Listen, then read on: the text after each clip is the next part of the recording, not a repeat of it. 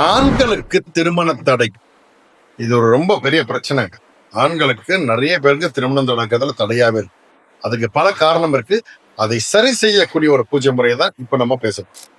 சாய்ராம், வணக்கம். இன்றைய தினம் சிறப்பான தினமாக அமைய என் வாழ்த்துக்கள். அகம் பிரம்மாஸ்மி. ஒரு திருமணம் அப்படின்றது என்னன்னா ஒரு வாழ்க்கையின் அடுத்த கட்ட நகரும். ஓகேங்களா? திருமண தடை அப்படின்னு ஏற்படுறதுக்கு ஜோதிட ரீதியா பல காரணங்கள் இருக்கு. ஓகேங்களா?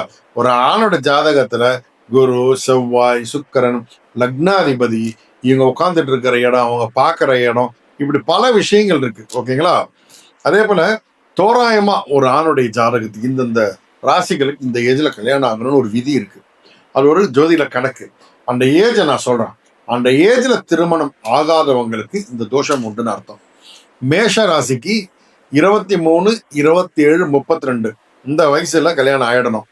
ரிஷபத்துக்கு 24, 28, 31, மிதுனத்துக்கு 25, 27, 30, கடகத்துக்கு 24, 28, 32, சிம்மத்துக்கு 24, 27, 32, கன்னிக்கு பாத்தீங்கன்னா 25, 29, 33, துலாவுக்கு 25, 27, 30, விருச்சகத்துக்கு 26, 27, 30, தனுசத்துக்கு 26, 29, 30, மகரத்துக்கு 22, 27, 31, கும்பத்துக்கு 22, 28, 33, மீனத்துக்கு 25, 27, 30.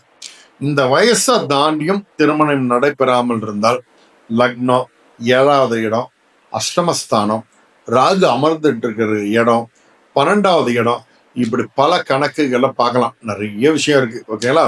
இது சரி செய்யறதுக்கு ஆண்களுக்கு இருக்கக்கூடிய ஒரு சிறந்த திருமண தடையை விளக்கக்கூடிய பரிகாரம் கந்தர்வராஜ ஹோமம்.